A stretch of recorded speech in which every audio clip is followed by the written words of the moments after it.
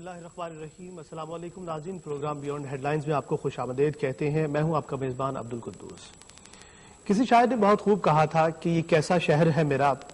जहां पर शाम होते ही उदासी के परों को अजनबी हाथों से कोई खोल देता है। दरीचों से हवाएं सनसनाती हैं मगर कोई हंसी बेखौफ सा चेहरा दिखाई ही नहीं देता। वही शम्मे फिरोजा है मगर अब रत जगहों की रस्म से वाकिफ नहीं कोई। ये कैसा शहर है मेरा, यहाँ के लोग कैसे हैं, ना कोई ख्वाब है इनका, ना ये ताबीर पाने के लिए बेताब रहते हैं। उबलते फैलते दरियाओं से खतरा नहीं इनको,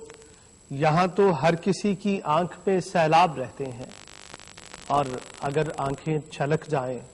तो सारी बस्तियां बर्बाद हो जाएं। जी हाँ नाज़रीन, एक बार फिर कराची शहर की गलियों ने खून रंग देखा है और ये मंजर कराची शहर के लिए कोई नया नहीं है, बल्कि कुछ दिनों के लिए रुकता है और ये सिलसिला फिर से शुरू हो जाता है। जब ये सिलसिला रुकता है तो हम ये समझते हैं कि शायद कराची शहर में अमन आ गया, लेकिन वो किसी ने कहा कि हवा साकिन, दरिया रुका, शजर खामोश,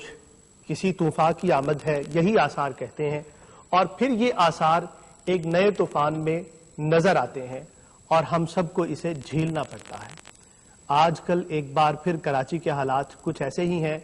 एक बार फिर हमें बोरीबंद लाशें नजर आ रही हैं, एक बार फिर टारगेट किलिंग का सिलसिला जारी है, एक बार फिर बच्चे यतीम किए जा रहे हैं, एक बार फिर हमें बेवाओं के बैन सुनाई दे रहे हैं। आखिर ये सब क्यों है?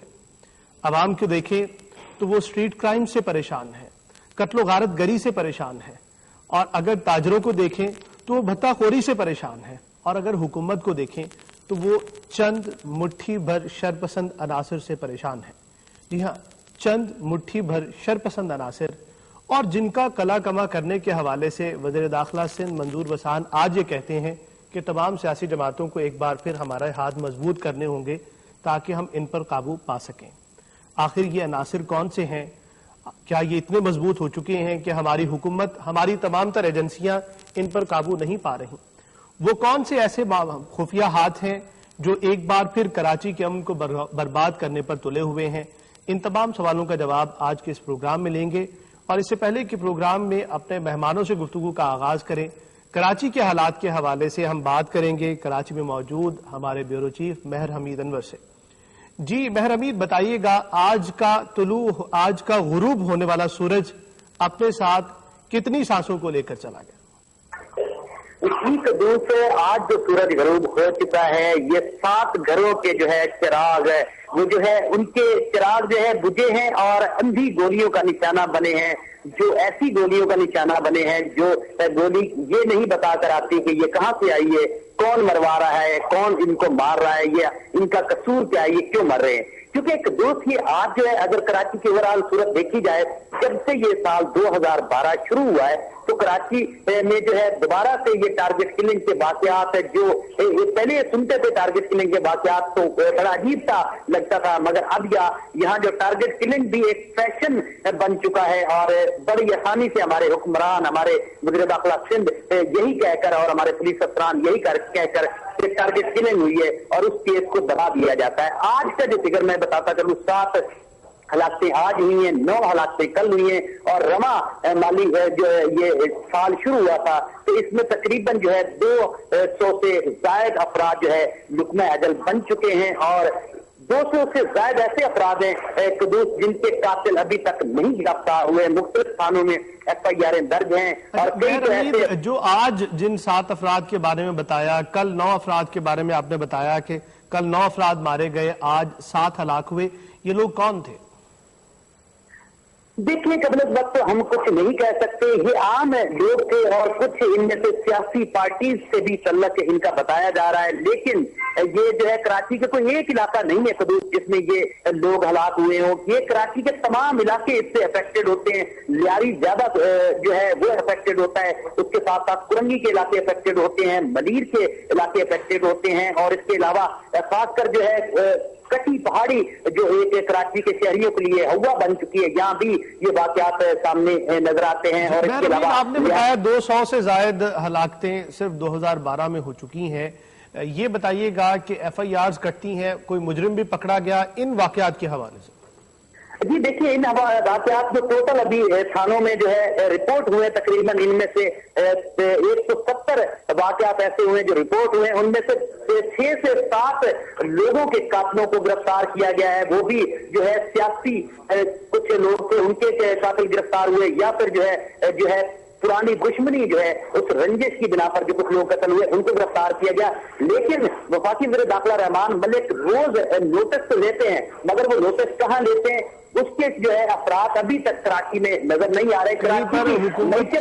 حکومت کی جانب سے جو بہتری کے دعوے ہیں وہ سچ ہوتے دکھائی نہیں دیتے۔ بہت شکریہ آپ کا، مہر حمید ہمیں کراچی سے اپڈیٹ کر رہے تھے، اور کراچی کے حالات کے بارے میں آپ نے سن لیا۔ آج 7 افراد موت کے گھاٹ اتارے گئے، آخر یہ سلسلہ دوبارہ کیوں چل نکلا ہے، اس سوال کا جواب ڈھونڈنے کی کوشش کریں گے۔ پروگرام کے شرکاء سے آپ کا تعارف کرواتا چلوں، میرے ساتھ موجود ہیں جناب مبین قاضی صاحب، تعلق ہے ایم کیو ایم سے، ان کے ساتھ موجود ہیں جناب افتخار کاظمی صاحب، ڈائریکٹر ہیں ڈائریکٹر دی نیوز کے، ان کے ساتھ موجود ہیں معروف قانوندان جناب اظہر صدیق صاحب، اور ان تمام احباب کو ہم خوش آمدید کہیں گے۔ سب سے پہلے بات کریں گے جناب افتخار کاظمی صاحب سے۔ افتخار کاظمی صاحب، یہ فرمائیے گا، ایک بار پھر ہم دیکھ رہے ہیں کراچی کے حالات خراب ہوتے چلے آ رہے ہیں، ایک مختصر سا عرصہ سکون کا گزرا، اب وہ کون سی ایسی فوری وجہ تھی جس کی وجہ سے یہ سلسلہ دوبارہ شروع؟ دیکھیں قدوس، کراچی کا یہ قتل و غارت جو شروع ہوئی ہے یہ بڑی تشویشناک ہے۔ اس میں تاجروں نے، کراچی کی جو تاجر کمیونٹی ہے، انہوں نے کل ایک خط لکھا تھا صدر و وزیر اعظم کے نام، اور انہوں نے یہ مطالبہ کیا تھا کہ انہیں وہاں تحفظ دیا جائے، کیونکہ ان کو بہت زیادہ تھریٹس آ رہی ہیں کہ وہ بتا دیں، اور وہاں پہ بزنس چلانے کے لیے ان کو وہاں جو فورسز ہیں، وہ جو ایلیمنٹ ہیں، شرپسند عناصر ہیں، وہ اپنا شیئر وہاں سے ان سے مانگ رہے ہیں۔ تو یہ ایک بڑا، اسی وجہ سے آپ نے دیکھا کہ بہت سارے علاقوں میں لوگوں کی اموات ہو رہی ہیں، جن کے بارے میں آپ واضح طور پہ یہ نہیں کہہ سکتے کہ وہ ٹارگٹ کلنگ ہے، وہ بھتہ نہ دینے پہ قتل ہوئے ہیں، وہ وہاں ان کی کوئی ذاتی رنجش ہے، یا وہ پولیٹیکلی کوئی وہاں پہ رفٹ چل رہی ہے۔ تو یہ ساری چیزیں کراچی کے اندر موجود ہیں۔ دیکھیں کراچی جو ہے بہت بڑا شہر ہے، 2 کروڑ کی آبادی کا شہر ہے۔ آپ کا جو ملک کا سب سے بڑا رقبے والا صوبہ بلوچستان ہے، اس کی آبادی 90 لاکھ ہے، اور کراچی دیکھیں 2 کروڑ سے زائد لوگ ہیں وہاں پہ، تو وہاں مختلف رنگ و نسل کے لوگ آباد ہیں۔ تو اس وقت وہاں ایک ایتھنک اور ریلیجس فیکٹر جو ہے وہ بہت زیادہ انوالو ہے۔ وہاں جو لوکل لوگ ہیں، وہاں کی جو آبادی اردو سپیکنگ ہے، وہ مہاجر کمیونٹی کہلاتی ہے اور اردو سپیکنگ کہلاتے ہیں، وہ بڑی تعداد میں آباد ہیں۔ تو جو دوسرے علاقوں سے، دوسرے شہروں سے لوگ آئے ہیں، اب وہاں اور ان کے درمیان ایک سپیس کا بھی مسئلہ ہے، لیکن میں سمجھتا ہوں یہ بہت بڑا دل ہے اردو سپیکنگ حضرات کا کہ انہوں نے تمام ملک سے آنے والے افراد کو اپنے شہر میں جگہ دی ہے۔ اب یہ معاملات وہاں پہ کچھ پولیٹیکل طور پہ خراب ہو رہے ہیں، کچھ وہاں علاقوں کے اندر قبضے کی جنگ ہے، کچھ اسٹریٹ کرائم وہاں بہت بڑھ گئے ہیں، وہاں لا اینڈ آرڈر اتنا اسٹرانگ نہیں ہے، یا سندھ پولیس کے پاس اتنی نفری نہیں ہے کہ وہ اس کو مکمل طریقے سے دیکھ سکے، کہ کنٹرول کر سکے۔ تو کراچی کے اندر اس وقت جو سچویشن اچانک خراب ہوئی ہے، مجھے لگتا ہے کہ اس کے پیچھے ایک تو بڑھتی ہوئی بے روزگاری ہے، اور دوسرا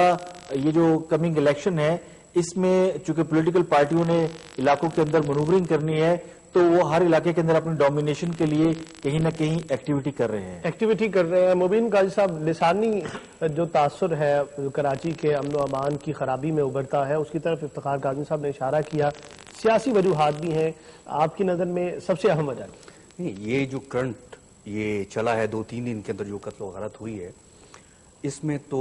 اللہ کا شکر ہے کہ لسانی اور سیاسی ابھی ایشوز انوالو نہیں ہیں۔ مبین قاضی صاحب، آج وزیر داخلہ سنگھ کا یہ بیان تھا کہ اسٹریٹ کرائمز میں امن و امان میں سیاسی جماعتیں تعاون کریں، اس کا کیا مطلب؟ وہ سیاسی جماعتیں تعاون کرنے کہ اس کو کرب کرنے کے لیے تمام سیاسی جماعتیں مل کے اپنی ورک فورس کے ساتھ، اپنے ورکرز کے ساتھ مل کے آئیں، تاکہ لا انفورسنگ جو ایجنسیز ہیں ان کو سپورٹ کریں۔ اور کیونکہ یہ آپ جب واچ اینڈ واٹ جب تک نہیں ہوگا، گلی محلوں کے اندر آپ لوگ خود سے ویجیلنٹ نہیں ہوں گے، تو آپ اسٹریٹ کرائم کو نہیں روک سکتے۔ یہ جو موجودہ یہ جو لہر ہے، یہ 2-3 دن کی جو ہے، یہ اسٹریٹ کرائم جنرل ہے، اور یہ ذاتی دشمنی جتنی ابھی تک ریکارڈ پر آیا ہے یہ ذاتی دشمنیوں کی بنیاد پر آیا ہے، اور جو یہ لیاری گینگ وار کے یہ بھتا اور بھتے کی ریفیوزل بھتا نہ ادا کرنے پہ اس کی صورت میں یہ کچھ قتل ہوئے ہیں۔ اسی لیے آج ڈاکٹر فاروق ستار بھائی نے ملاقات کی ہے منظور وسان صاحب سے بھی اور جو صوبائی وزیر داخلہ سے، اور ڈیمانڈ کی ہے کہ جو بزنس کمیونٹی ہے، اور یہ وہ بزنس کمیونٹی ہے جو کہ بیسیکلی ایم کیو ایم کا ووٹ بینک میجورٹی کا ہے، تو وہ ان کی آواز اٹھائی ہے ان کے لیے کہ ان کو کاروبار کرنا مشکل ہو رہا ہے ایکسکیوز می، اور ان کو ایک پلان کے ساتھ، کیونکہ آپ یہ دیکھیں کہ اس وقت جو دہشت گردی کی بھی کاروائیاں ہیں اس کی بھی فنڈنگ، کیونکہ آج کل پیسہ موو کرنا ادھر سے ادھر بہت ڈیفیکلٹ ہے، تو اس کے لیے جتنی دہشت گرد کی کاروائیاں ہو رہی ہیں وہ آپ نے دیکھا ہے بہت ڈھیر سارے دہشت گرد پکڑے بھی گئے ہیں کراچی سے، وہ آج اغوا برائے تاوان اور بینک ڈکیتیوں کے ذریعے یا بھتا کے ذریعے پیسہ اکٹھا کر رہے ہیں، اور یہ اماؤنٹ جو ہے یہ رقم دہشت گردی کی کاروائیوں کے خلاف کے لیے استعمال ہو رہی ہے فنڈ کے لیے۔ مبین صاحب یہ فرمائیے گا، کسی علاقے میں پاکستان میں بالخصوص کراچی جیسے شہر میں کیا یہ ممکن ہے کہ سیاسی پشت پناہی کے بغیر وہاں پر موجود گروہ اتنے مضبوط ہو جائیں؟ دیکھیں کچھ ایریاز جس طرح آپ کو پتا ہے کہ کراچی کے کچھ ڈیموگرافی بڑی ڈیفرنٹ ہے، کراچی میں جس طرح سوراب کٹی پہاڑی والا ایریا ہے، ادھر آپ نے دیکھا ہے کہ جہادی تنظیمیں ان کی انوالومنٹ ہوئی، موجودگی بھی ہوئی، اور دہشت گردی کی کاروائیاں بھی یہاں سے ہوئیں، اور اسی طرح لیاری کے اندر جو لیاری گینگ وار ان کی، تو یہ وہ دونوں ایریاز ہیں جب آپ نے دیکھا کہ لیاری گینگ وار کے اندر ان لیاری کے علاقوں کے اندر تنگ گلیوں کے اندر آرمی کے آپریشنز بھی، جو رینجرز کے آپریشن بھی سکسیسفل نہیں ہوئے، سیاسی جماعتوں کی یہ وہ ایریاز ہیں جو دو اسپیسیفک ایریاز ہیں جہاں زیادہ کرائم ہو رہا ہے، جیسے آپ کے ابھی بیورو چیف بھی وہیں بتا رہے تھے، ان دونوں ایریاز کے اندر اسپیسیفک یہ دو گروپس ہیں